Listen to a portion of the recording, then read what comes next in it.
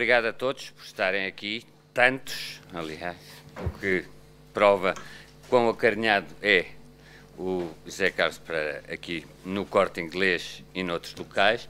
Queria, antes de mais, agradecer ao Alexandre Melo a disponibilidade que teve, um crítico tão conhecido, que teve para apresentar o livro, e, sem mais delongas, passar-lhe a palavra, reiterando os agradecimentos da Fundação pela sua participação hoje. Muito obrigado.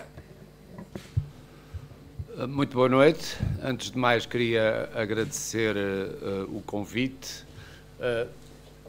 agradecer à Fundação, ao autor e também a quem aqui nos acolhe, e dizer que tenho o maior prazer em estar aqui para participar nesta apresentação, que eu espero também que seja uma pequena conversa que se possa alargar a todos os presentes. Antes de mais, gostaria de dar, para além do meu agradecimento, dar os parabéns à coleção e ao autor, à coleção pela qualidade e utilidade dos livros que tem vindo a publicar regularmente, utilidade no sentido de serem obras que, de facto, em diferentes áreas relacionadas com o conhecimento da nossa sociedade portuguesa, mas também das questões sociais e culturais da atualidade, ajudam a compreender, a pensar de forma fundamentada muitos dos problemas que nos ocupam a todos, e também parabéns por esta obra em particular, porque eu considero que a arte, e até mais especificamente a forma como a arte aqui é tratada, sob o título O Valor da Arte,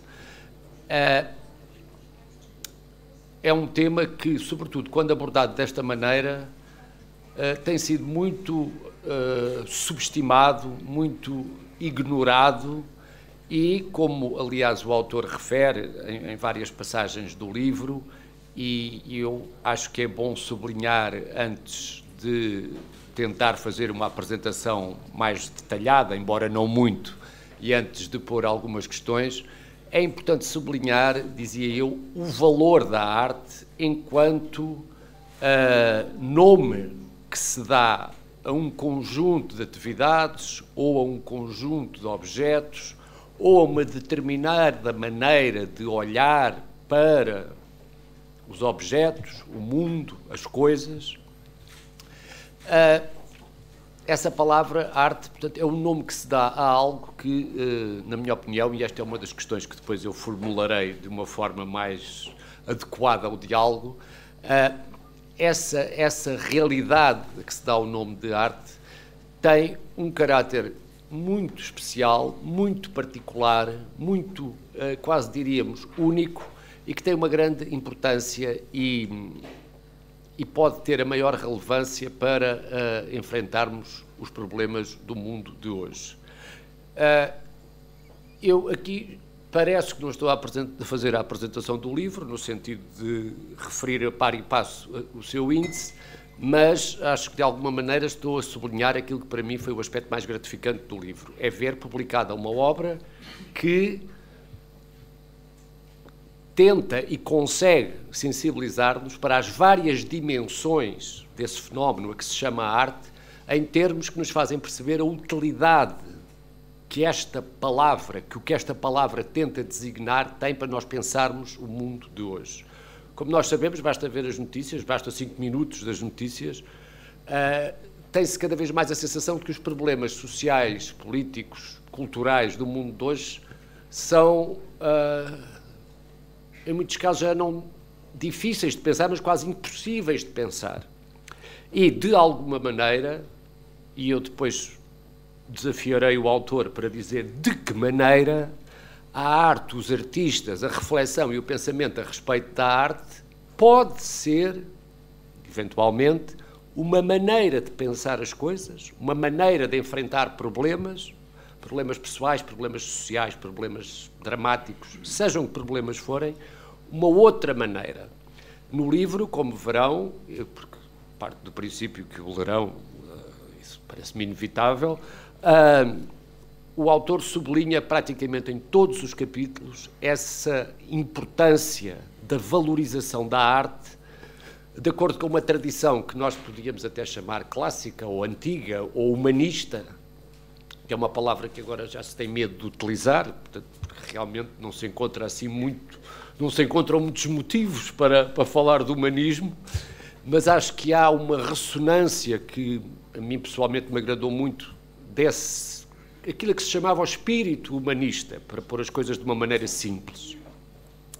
E apercebi-me que no desenvolvimento da sua argumentação, o autor, até pela sua formação, e como seria de esperar em função da sua formação, tenta sempre evitar que a questão da arte seja colocada apenas do ponto de vista do mercado, do gosto, em sentido estrito, das tendências da criatividade, em sentido amplo, ou das políticas institucionais ou até das formas de intervenção cívica e social que lhe estão associadas. Eu fiz esta listagem para explicitar, desde já, que estas outras dimensões também estão presentes no livro e são convocadas com sínteses, com contraposições de ideias, de teorias que se confrontam nestas várias áreas. Assim, por exemplo, numa perspectiva política, político-institucional, há uma referência aos programas culturais dos governos de Portugal nas últimas 2 décadas, sensivelmente. Há, portanto, uma, não digo discussão detalhada, porque isso não é possível neste tipo de volumes, mas são enunciadas as principais opções, contradições, nuances que se encontram nesses programas de política cultural.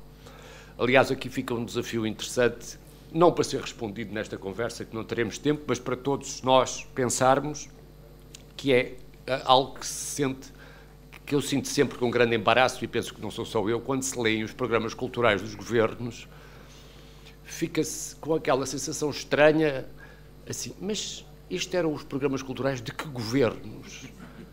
E destes programas culturais, de todos estes governos, o que é que foi concretizado? Por exemplo, há momentos em que são quase paradoxais, quando, por exemplo, se diz que um dos pontos mais enfatizados pela política cultural, ou melhor, nos programas de política cultural de todos estes governos, que aliás passam por vários partidos, foi a articulação intensa, profunda entre o sistema das artes, como eu lhe gosto de lhe chamar, e o sistema de ensino. E nós pensamos assim, é estranho porque na realidade não nos apercebemos de nenhum, nunca nos apercebemos de nada que corresponda a essa intenção, que essa creio que é mesmo reiterada por todos os programas de todos os governos. E há muitos outros momentos em que se sente essa espécie de inquietação paradoxal. Então, mas isto está aqui em todos os programas de todos os governos, mas não me lembro de exemplos disto ter sido concretizado em 20 anos. Isto já para não falarmos em 30 ou 40. Bom, e para não falarmos, deixemos a história para outro momento. Portanto, para dizer que essa questão, digamos, a abordagem político-cultural ou institucional da arte, também aqui está, e são fornecidos dados, pelo menos, exemplificativos desta perplexidade com que nós nos deparamos sempre que tentamos pensar no que é que foi, ou não foi, mais no que não foi a política cultural em Portugal. Com uma referência até bastante interessante e que também vale a pena refletir e discutir, daquela, enfim, habitual contraposição entre o modelo francês e o modelo anglo-saxónico, e julgo que essa contradição pode hoje ser pensada de uma forma muito útil se virmos aquilo a que poderíamos chamar a crise do modelo francês, não só em Portugal, porque, enfim, em Portugal e no sul da Europa há razões específicas para isso, mas na própria França, Ou seja, de certa maneira, o modelo de política cultural e a ideia de cultura que se costuma associar ao modelo francês parece não ter produzido os resultados esperados se avaliarmos a situação política e cultural da França. Portanto, temos aqui também muita matéria para reflexão só nessa vertente que, aliás, é tratada nos últimos capítulos. Há outras questões que são também aqui levantadas. Eu não vou resumir o livro, evidentemente, vou só, como estou a fazer, enumerar as diferentes perspectivas a partir das quais esta questão do valor da arte é colocada. Uma outra perspectiva, que poderíamos dizer mais sociológica, é aquela em que o autor interroga, questiona, problematiza no sentido analítico, não no sentido de crítica político-ideológica em sentido estrito. As questões do mercado e as relações entre o mercado, os processos de valorização inerentes ao funcionamento do mercado, ou seja, regidos pela lógica económica, e o que seriam outros processos de valorização, outras lógicas de valorização, sustentadas, por exemplo, no discurso crítico, no discurso teórico, no comentário, no pensamento, na reflexão sobre as obras. Isto está muito bem desenhado, enunciado, entrecruzado este equilíbrio ou desequilíbrio, aqui depende dos pontos de vista, entre as duas respostas que se podem dar à questão. Então, qual é o valor da arte? Qual é o valor desta obra de arte? Há uma resposta óbvia, que é dizer o valor económico e como é que ele se construiu socialmente. Há outra resposta igualmente óbvia, que é dizer é muito bom, é excelente, é extraordinário, é excepcional, relaciona-se da maneira mais criativa com a melhor tradição desta linha de trabalho. Ou seja, estas duas respostas são as duas óbvias e, no entanto, podemos discutir se elas são complementares, se são contraditórias e se são contraditórias de uma forma que proporciona uma síntese feliz ou, se pelo contrário, são contraditórias de uma forma tão infeliz que não proporciona nenhuma síntese. Aqui, como provocação ao autor, eu, como aliás, quem conhece os meus livros e leia este livro, percebe quando é que há alguma coisa que entra em diálogo comigo, ou pelo menos eu percebi. Eu tenho tendência a valorizar, ou valorizar um ponto de vista sociológico, quando estou a fazer este tipo de análise. Claro, quando estou a fazer crítica de arte, posso valorizar outros pontos de vista, mas quando estou a discutir este problema do valor da arte, a pensar este problema do ponto de vista sociológico, tenho tendência a valorizar a possibilidade de uma complementaridade feliz entre os processos de valorização económica e os processos de valorização cultural em sentido estrito, ou seja, processos de valorização assentes no discurso que articulam pensamento sobre as obras de arte. Ou seja, eu não tendo a ver essas duas lógicas de valorização como vejo-as como contraditórias, mas não considero que essa contradição vá no caminho da incompatibilidade. Portanto, é mais um tópico que fica... Quando se pergunta qual é o valor desta obra de arte, será melhor, enfim, uma questão de educação, começar pelo preço ou começar por considerações de natureza estética, enfim. Mas, portanto, para além destas duas perspectivas que estão claramente enunciadas, basta ver o índice para percebermos mais ou menos onde é que elas estão, perspectiva mais institucional, mais virada para uma interrogação da política cultural, aquilo que eu chamo, aliás, agora num próximo livro meu que vai sair, isto não é publicidade, eu quando também tenho um capítulo sobre políticas culturais, embora não tão informativo e tão factual como o que está aqui. E eu não sabia que nome havia de dar àquele capítulo e chamei-lhe, não sei se é homenagem a alguém, provavelmente não, que fazer. que é um problema que se põe aos decisores na área da política cultural. Se tiverem dinheiro para fazer alguma coisa, portanto, se não tiverem, este problema deixa de se colocar e, portanto, está ultrapassado.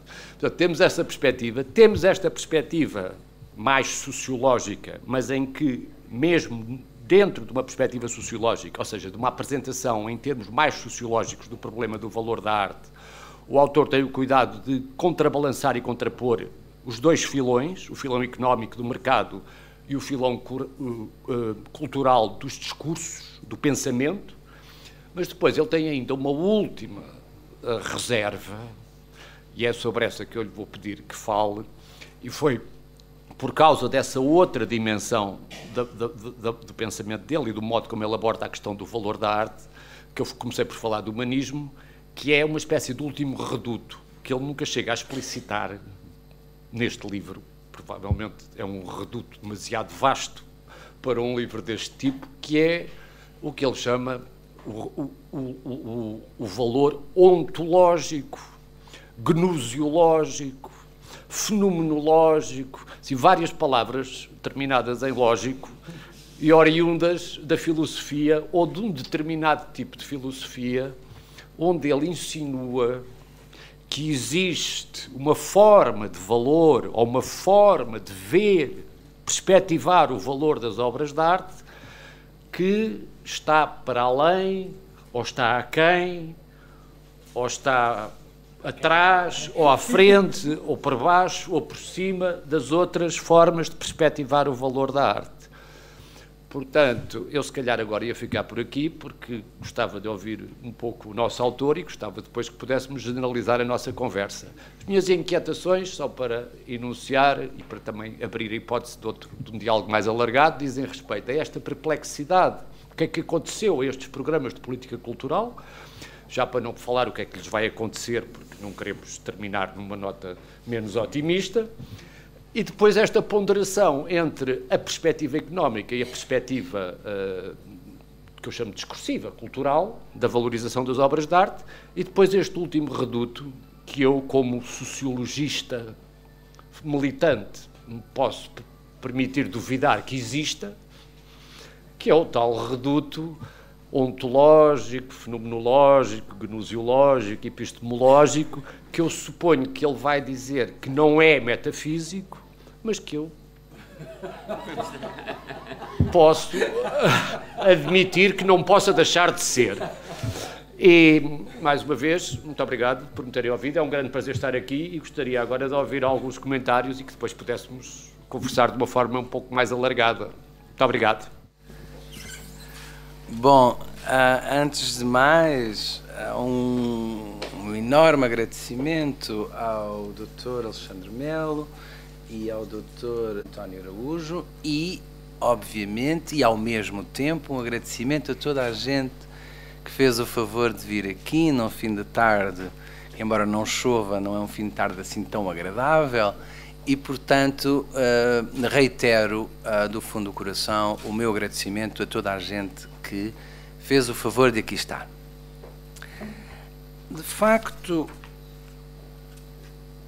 falar sobre um livro que se escreveu é muito gratificante.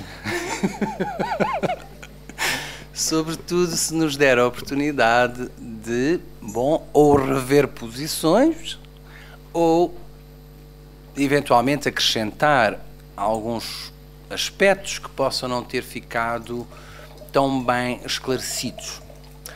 Creio que a leitura do Dr. Alexandre Melo é de uma enorme presciência, não fosse de facto ser uma pessoa que, pela sua própria atividade, que é bastante longa e poderia dizer pioneira em Portugal, tanto, como disse, ao nível do discurso sobre a arte, como ao nível do próprio ensino sobre a arte e como ao nível da própria produção de estudos de arte. Devo dizer, antes de mais, que os livros do Dr. Alexandre Melo foram para mim, que os conheço há relativamente tempo suficiente para me sentir duplamente honrado em tê-lo como apresentador desta obra. Quero eu dizer que estamos na presença, de facto, de um pensador das questões da arte e de um grande,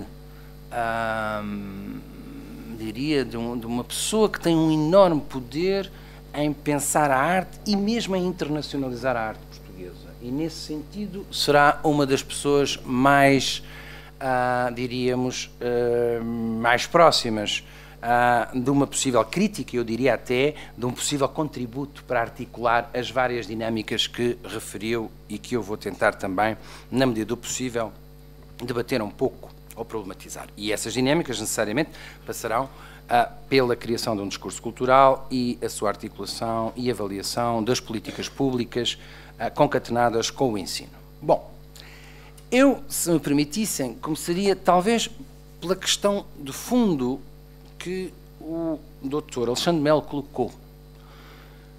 E devo dizer-vos que essa questão de fundo, que é a questão de sabermos que, para além de haver vários valores na arte, e talvez esse fosse o título mais indicado para este livro, Os Valores da Arte, porque, de facto, há um feixe de relações axiológicas que não podem de maneira nenhuma reconduzir, ou seja, não permitem reconduzir a obra de arte a uma espécie de monolitismo ou uma espécie unidimensional. É facto que, e eu refiro no livro esse acontecimento histórico, é facto que, volta e meia, se ouve, particularmente a partir do século XIX, o libelo de que a arte morre. E a arte vai morrer. E a morte da arte é muitas vezes anunciada. Claro que nós sabemos, desde Hegel, que a morte da arte já foi vaticinada várias vezes, anteriormente até, mas Hegel constitui um momento fundamental dessa morte. Ora, se porventura se anuncia a morte da arte, muito provavelmente é porque alguns dos seus valores entrarão em crise. Ou, pelo menos, a partir de uma certa visão e de um certo enquadramento, esses valores, digamos assim, para alguns pensadores, a partir também de um diagnóstico da própria realidade e dos pressupostos mais filosóficos, mais sociológicos, que nós possamos encarar e reivindicar, essa mesma morte, dizia, possa ser vaticinada. De facto, Hegel colocou em crise, ou seja, melhor dito, ele vaticina a morte da arte no momento em que crê, em que acredita que um desenvolvimento da razão instrumental, no fundo, se nós quisermos de uma maneira mais simples, um desenvolvimento progressivo da razão vai colocar a arte numa espécie de plano secundário, porque considerava que a arte teria uma dimensão que era e tinha sido até aí a sua grande dimensão, ou uma das suas dimensões, que era a dimensão emocional, mas que tinha tido no romantismo, digamos assim, a sua última, digamos assim, o seu canto do cisne.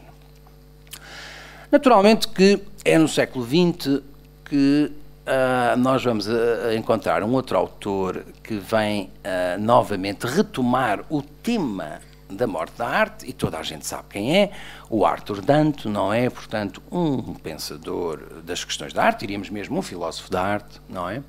E que é um filósofo da arte que justamente nos vai dizer, nesta questão dos valores, que algo aconteceu, particularmente naquilo a que nós vulgarmente chamamos a arte contemporânea, algo aconteceu que obrigou, digamos assim, a deslocar a compreensão e o entendimento da arte para um território que até aí não tinha, digamos assim, sido explorado. Dito de um modo mais simples, Arthur Danto o que nos diz é que a arte contemporânea exige novas chaves para a sua, digamos assim, novas chaves para que a relação, a experiência estética possa ser feliz, para utilizar um termo que foi aqui utilizado pelo Dr. Alexandre Melo. De facto, nós diríamos que a arte contemporânea, quase que e contraditoriamente, teria perdido a inteligibilidade filosófica. Ou seja, para nós nos relacionarmos com a arte contemporânea, aquela coisa que muitas vezes nós ouvimos dizer em tom um bocadinho irónico, um monte de tijolos no chão, umas coisas, umas instalações, como é que eu me relaciono com estas coisas? Eu que estou habituado a frequentar os melhores museus do mundo e a ter uma relação, diríamos, soberana em termos de juízo estético, e de repente vejo-me confrontado com um conjunto de obras que às vezes até parece que me estão a insultar. Ora, de um modo um bocadinho caricatural, é deste, digamos assim, é desta realidade que o Arthur Dante parte. E o que ele nos diz de um modo muito geral e genérico é o seguinte: de facto, para nós nos relacionarmos com a arte contemporânea, resta saber se não foi sempre assim, mas particularmente com a arte contemporânea, nós temos que dominar os jogos de linguagem da arte contemporânea e, no limite, a arte contemporânea teria como inteligibilidade própria a referência ao mundo dos artistas. Dito de outro modo, a arte é aquilo que os artistas fazem e só é compreensível dentro dos vários mecanismos de criação. E agora entramos numa outra pequenina questão, os mecanismos de legitimação desses mesmos objetos, dessas mesmas obras. Ora, de um modo sucinto, e para não me alongar, que eu tenho uma certa tendência para me alongar, eu diria que a arte, e esta é a minha posição, guarda, como se fosse um segredo, da sua própria identidade, e aí entraríamos em campos, diremos, da sua razão de ser, campos ontológicos. A arte guarda qualquer coisa em si, que pode ser, e necessariamente terá de ser detectada pelo, chamemos-lhe, observador, sujeito, no fundo, o fautor da experiência estética. E nesse sentido, a arte, digamos assim, só ganharia um valor económico a partir justamente da existência desse valor anterior ao valor económico. Creio que com esta pequenina afirmação eu me situo no território que, de algum modo, não é o território da legitimação estritamente institucional e económica da arte. Dito de outro modo, vejo como absolutamente legítimo o valor económico da arte, até valores que estão agregados a este, o valor da promoção de países, de culturas, fazendo grandes museus que levam muita gente a visitar esses museus, contribuindo eventualmente para o conhecimento desses países, para a consolidação da identidade desses países, etc, etc, etc. Mas creio que aquilo que, de um modo genérico, agregando a tal dimensão fenomenológica, ontológica, hermenêutica, etc., nós poderíamos, digamos assim, englobar essas várias visões no valor antropológico da arte. Dito de outro modo, a arte, e nesse sentido talvez o Dr. Alexandre tenha visto bem, eu tenho uma espécie de nostalgia humanista, é um facto, talvez por formação, mas tenho uma certa nostalgia, dizia o humanista, pela valorização antropológica da arte. E aqui entraríamos numa outra questão, que é qual a importância da arte, ou seja, o valor, mas qual a importância da arte? Porque é que a arte é tão importante? Porque leva turistas, porque é objeto de discursos, porque. Essencialmente a arte é importante porque diz alguma coisa do insondável de nós. Claro que nós poderíamos justificar imediatamente com grandes filosofias, como Heidegger, por exemplo, não é? Que nos diz que a arte coloca em obra o fundamento do ser. Bom, isto assusta logo se nós formos ver uns tijolos e dizem, bom, onde é que está o meu ser aqui neste... uma coisa depois da outra. Bom, reparem que essa noção de que a arte pode revelar ou, e creio que esta é um bocadinho a posição também eventual de muitos autores, pode construir uma identidade não de um povo tomado, claro que cada povo tem a sua arte e nesse sentido nós devemos perceber que é um elemento contributivo para a sua própria identidade, mas se nós retirarmos os denominadores individuais de cada produção artística, nós poderemos dizer que desde a pré-história até hoje, muito provavelmente a arte diz a todos nós, independentemente da formação sociocultural, da identidade nacional, diz-nos muito porque ela, no fundo, diz muito daquilo a que nós vulgarmente chamamos humanidade. Portanto, a questão fundamental do real valor da arte é aquilo que todos, de um modo geral, sabemos. A arte, em cada obra concreta, pode ajudar-nos a ver o mundo e a construir o mundo, ou se quisermos, e eu tenho esta relativa deferência para com aqueles que veem na arte a revelação de um fundamento ou veem na arte a construção de um fundamento. E, portanto, de algum modo, como nós sabemos, não podendo agradar a gregos e a troianos, o valor da arte na nossa relação, porque não há arte sem experiência estética. O valor da arte, dizia eu, na nossa relação com os objetos e com as obras, implica, se for uma relação, diríamos, autêntica, e isso entramos também numa palavra que teríamos que... Mas quando eu digo autêntica, verdadeira, quer dizer que alguma coisa se transformou em mim. A obra de arte e essa relação, dizia eu, ajuda-nos a ver o mundo e a organizar o mundo de outra maneira.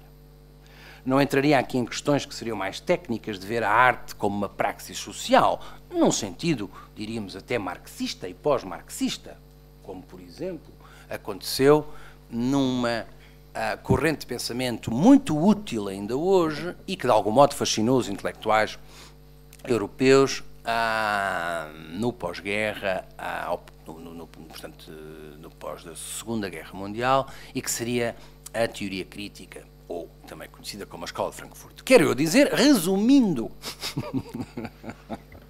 que a arte não diz tanto do prazer emocional que nós podemos ter e devemos ter, e essa eventual dimensão poderá estar presente, como estará presente uma dimensão mais inteligível, e particularmente na arte contemporânea, em que até, um pouco ao arrepio da posição do Arthur Dante, a arte contemporânea tornou-se um território extraordinário de criação de conceitos filosóficos, porque até os próprios artistas, eu diria, que acabaram por fazer uma filosofia própria, e não falo apenas do conceptualismo, não é? Na sua interpretação daquilo que poderia ser um pensamento tornado obra de arte. Dito de outro modo, quando eu refiro concretamente que, do ponto de vista da fenomenologia, como sabemos, a fenomenologia é um ramo da filosofia, se é que a filosofia tem ramos,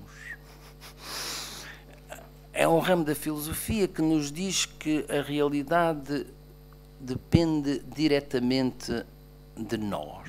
Bom, podemos dizer assim, oh, estimado amigo, essa nem o Lapalisse diria melhor. De facto, a realidade depende de nós, no sentido de a construirmos. Mas o Seller era muito consciencioso, porque procurava dar, como sabemos, um certo tom de rigor à filosofia, e ele diz-nos que, perante uma obra de arte, o que acontece é que nós refazemos qualquer coisa que está em potência em nós, tornando-a verdadeira, tornando-a em ato. Dito de outro modo, muito simples, do ponto de vista fenomenológico, um edifício, por exemplo, de arquitetura só teria sentido e só seria realmente um edifício de arquitetura quando nós o habitamos plenamente. E, portanto, a partir daí, também é obra de arte.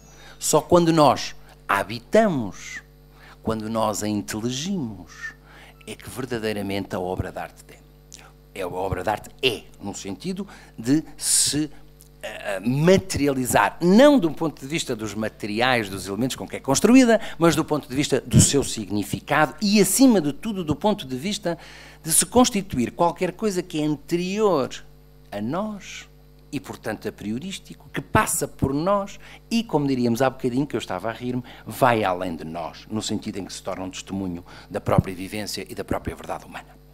Não quero ser aborrecido, mas devo dizer que há duas matrizes, diríamos, do pensamento contemporâneo que insistem na tal dimensão ontológica da arte. A primeira, como eu já citei, é justamente Heidegger, que nos vem dizer coisas muito curiosas. Bom, Heidegger é um neorromântico, diríamos assim. Heidegger vem nos dizer que o mundo vai retomar um verso, como nós sabemos, do próprio Hölderlin, que nos vem dizer que o mundo só é habitável poeticamente. Claro que isto levanta questões tremendas, não é? No próprio pensamento do Heidegger, saber que o fascínio da tecnologia, onde afinal, porventura, o ser se revelaria no final, e ele diz, bom, naquela última entrevista ao Der Spiegel, que já nenhum Deus nos pode salvar, porque o homem se desviou verdadeiramente da revelação do seu fundamento, o tal Zaino, a temporalidade. E o homem, porque é finito, como sabemos, deveria cuidar desse fundamento que é a origem de onde nós vimos. Ora, a questão aqui, quando ele nos diz, bom, a experiência profunda como uma obra de arte revela o nosso fundamento e por isso nós devemos necessariamente procurar essa verdade. E a verdade, aquilo que ele recuperou dos gregos, chamada aletheia, estava justamente nesse brotar que acontecia numa relação estética autêntica. No fundo, a verdade da arte como revelação do fundamento do ser. A segunda matriz, como sabemos, é a matriz que nos vem por um homem que leu muito bem o Husserl primeiro e depois o próprio Heidegger, que é um senhor chamado Paul Ricoeur, que nos diz, bom, é preciso ter um certo cuidado com essa ideia de que há um fundamento anterior, seja ele qual for, pode ser de origem divina ou pode ser mesmo de origem não divina, como o facto de nós sermos finitos e, portanto, o tempo ser a nossa verdadeira essência, porque somos finitos. E o Paul Ricoeur vai nos dizer, bom, talvez que o ser humano, na sua relação com a obra de arte, não revele algo que já está formado, mas construa algo para o qual ele tem uma espécie de pré-compreensão. Dito de outro modo, Paul Ricoeur diz-nos que o ser humano tem uma pré-compreensão do seu fundamento, quase como se fosse uma faculdade inata. E essa pré-compreensão, como se fosse uma espécie de ferramenta, eu uso quando me relaciono com um conjunto de objetos inesperados, insólitos, com muitas aspas diferentes, que é isso a que nós chamamos obra de arte. E, portanto, seria na relação estética com as obras de arte, que no fundo dão corpo à nossa noção de arte, que eu construiria o fundamento da minha existência. Reparem que, deste ponto de vista, nós estamos num terreno que é puramente individual, de cada um construir, poderíamos dizer, a partir do fundamento da existência, o sentido da própria vida, que se encontraria com os sentidos construídos da vida de todos os nossos concidadãos.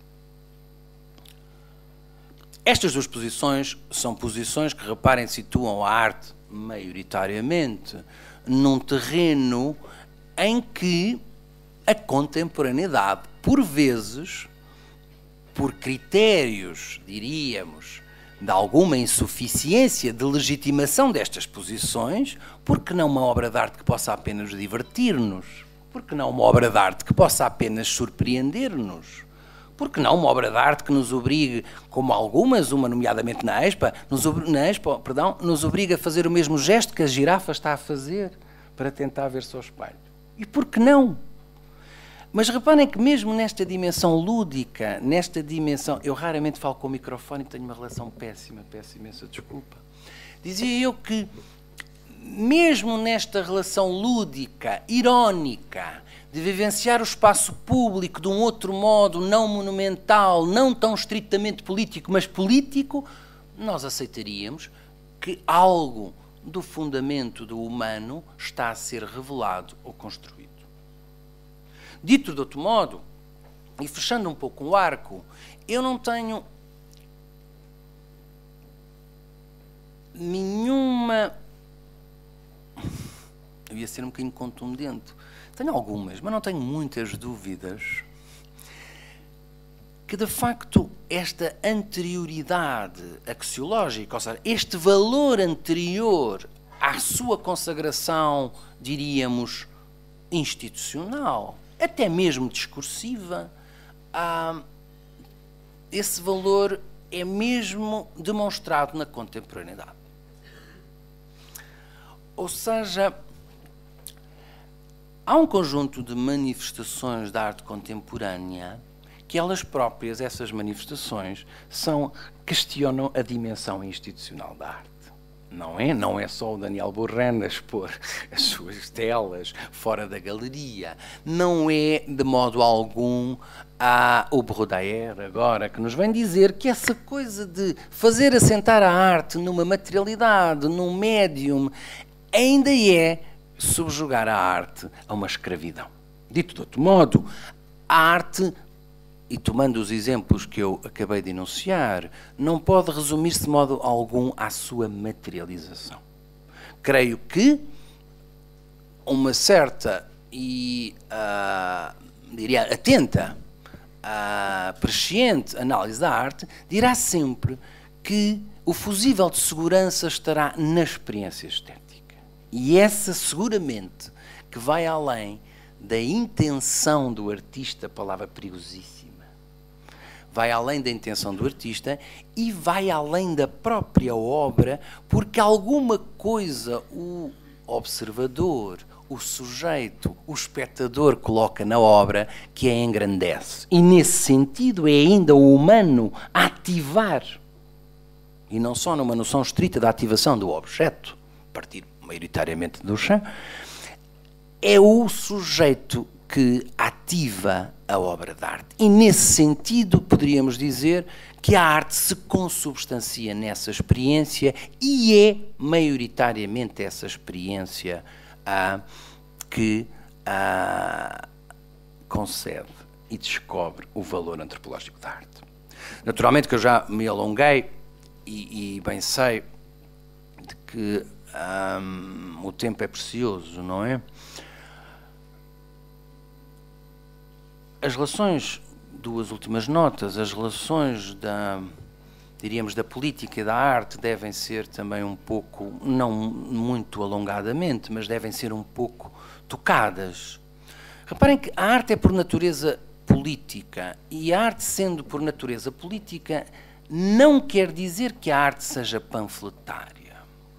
A arte é política, como nós tentámos ver, porque a arte tem em si, na sua relação intrínseca com o humano, um modo de organizar o mundo, de pensar o mundo, de viver o mundo. A arte não é para pôr na parede, num sentido muito prosaico, e que eu sei que o Dr. Alexandre Melo muito tem contribuído para essa cruzada de ver justamente que a arte tem um valor que vai muito para além do prego, não é, e do martelo e da parede onde é pendurada. O que eu quero dizer com isto é que frequentemente, e por razões, diríamos, que são humanas, este valor profundamente político da arte é instrumentalizado a, digamos assim, a uma ação política circunstanciada em cada tempo. Claro que isto levanta problemas tremendos no sentido em que, sobretudo numa sociedade democrática, o jogo livre dos vários intervenientes, desde galeristas, desde colecionadores, desde museus, e se há alguém que sabe alguma coisa desse assunto é o Dr. Alexandre Melo, com quem eu, aliás, tive uma conversa para fazer este livro, e, portanto, foi uma conversa da qual eu colhi, juntamente com outros pensadores, alguns deles que estão aqui na sala, com quem eu falei e debati algumas destas questões. Dizia eu que no jogo democrático e plural é aceitável que estes intervenientes façam valer os seus direitos.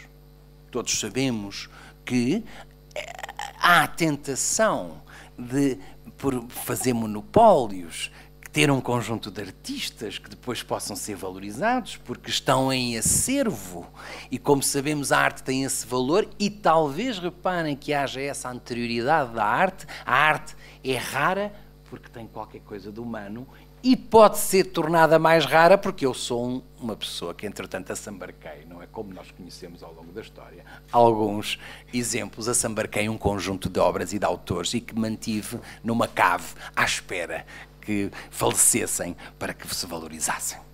De todo modo, há uma raridade na obra de arte que tem que ver com essa tal dimensão que eu sintetizei antropológica, mas que pode ser tornada ainda mais rara se intervier o valor económico da arte. Quanto às políticas culturais, devo dizer que muitas vezes também devemos aceitar que as pessoas que são nomeadas para os lugares que tratam estas questões poderão eventualmente não ser as mais adequadas. Claro que há um fusível de segurança, que é por que não convidar pessoas que possam aconselhar, digamos assim, a fazer um trabalho que seja também ele mais plural, porque nesta coisa da arte, justamente por causa do seu fundamento profundo, verdadeiro, ontológico, nós não podemos de maneira nenhuma criar uma espécie de padrão do gosto ou patrocinar uns artistas em detrimento de outros. A questão aqui, de facto, é uma questão que na democracia se coloca, não só na arte, mas em todas as dimensões do social, que é respeitar a pluralidade. E isso não é fácil de saber e pode ser eventualmente uma atenuante, digamos assim, para algumas tomadas de posição com as quais nós porventura podemos não concordar ao nível do próprio Estado. Naturalmente que o tempo, neste sentido, também pode ser um bom escultor, parafraseando a Marguerite Yourcenar, e, quem sabe, se porventura, e aqui entroncamos de novo no valor ontológico da arte, se porventura a relação das pessoas com a arte for cada vez mais profunda, quando eu digo profunda, não é no sentido, agora, seguramente, de uma nostalgia humanista, mas profunda porque autêntica, poderá funcionar como um contrabalanço crítico a posições, digamos assim, mais unilaterais da própria política. Quanto aos modelos, e para terminar, porque eu já me alonguei muito, quanto aos modelos culturais que muitas vezes nós seguimos como exemplo, diríamos que para começar já é um mau exemplo. Porque verdadeiramente cada país tendo a sua música, tendo a sua arte, tendo a sua literatura,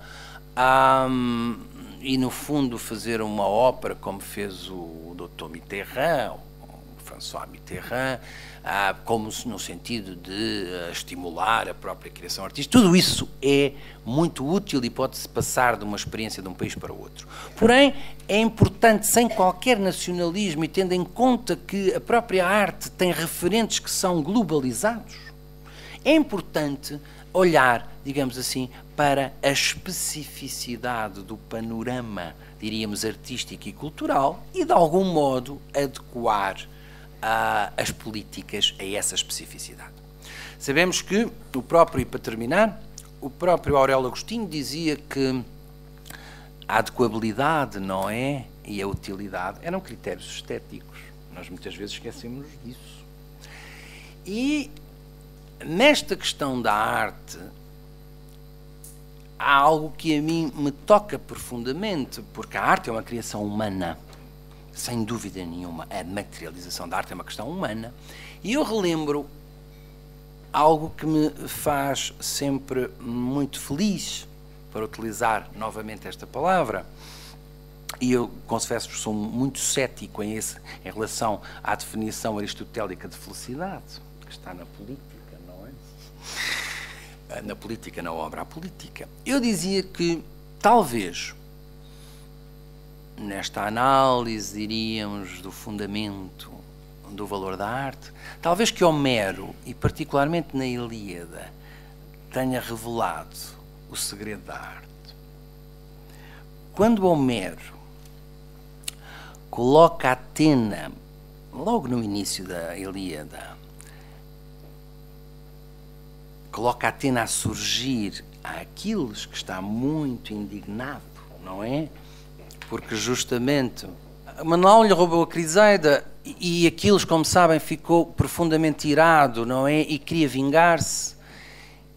E Homero diz-nos que a aparição de Atena, que agarra pelos cabelos o próprio Aquiles, essa aparição foi algo de profundamente inesperado. E era isso que os humanos admiravam. E era isso que, de algum modo, acabou por ser a criação humana da arte. Ou, dito de outro modo, é essa aparição inesperada, é esse insólito, é esse diferente que os homens passam a admirar. Parece que os homens até à Ilíada não tinham essa capacidade treinada de admirar o diferente, o cintilante, o inesperado. E os homens em Homero, o que admiram verdadeiramente é essa dimensão quase desconhecida, quase, eu diria, entre aspas, muitas aspas, mágica. E diríamos que, de algum modo, também seria aí que o belo teria nascido. O que é arte, que o homem sente como tal, é essa diferença, é essa coisa brilhante que só os deuses que Homero criou e que lhe deu a compleição e a fisionomia humana acabou por criar. Portanto, nesse sentido, nós diríamos que a própria criação do belo, na sua experiência, tem qualquer coisa de humano e de religioso. Muito obrigado e queiram desculpar. Eu vou só ver a minha sobrinha.